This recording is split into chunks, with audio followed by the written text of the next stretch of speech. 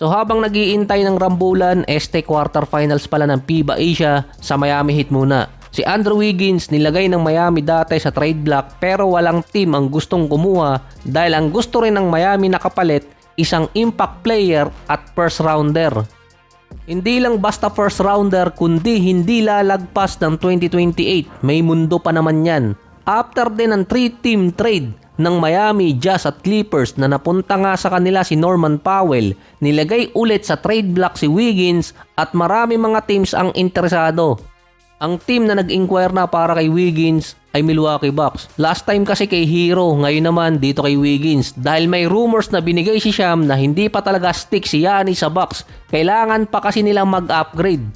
Kulang pa di umano ang ginawa ng Bucks sa free agency. Kailangan pa nila maghanap ng makakapartner ni Wiggins.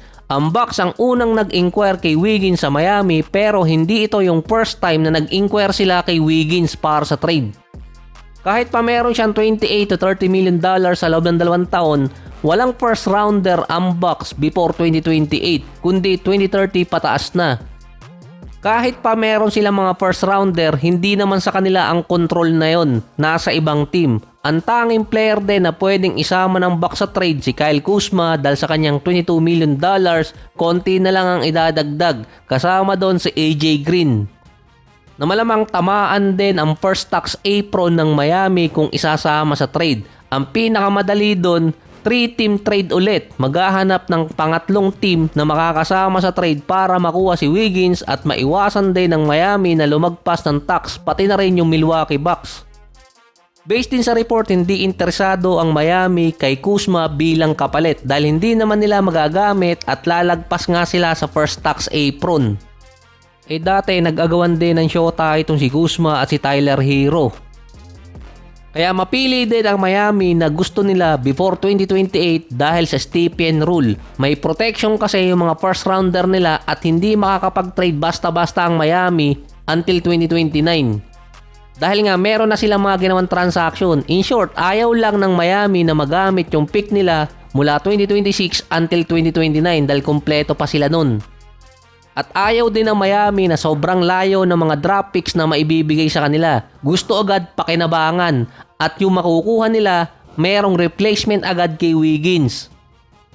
Dahil ang nangyari dati, yung Golden State na naging kapartner nila sa trade para dito kay Butler, 2 taon nang walang napili sa first round dahil pinamigay nila yung kanilang mga first rounder sa previous transaction. Ito yung iniiwasan ng Miami.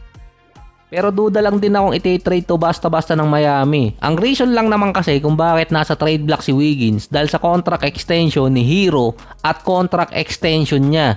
Kahit pa nakuha nila si Norman Powell, pasok pa rin naman kasi sa tax apron itong si Andrew Wiggins. Depende na lang kung bibigyan siya ng extension until next year.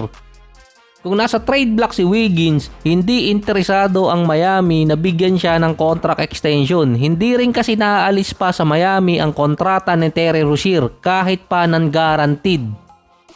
Ang pwede kasing gawin ng Miami, i-waive yung kontrata ni Terry Rozier kasi wala naman silang babayaran doon. Kaso mababaliwala naman yung ipinalit nilang trade package para makuha siya sa Hornets.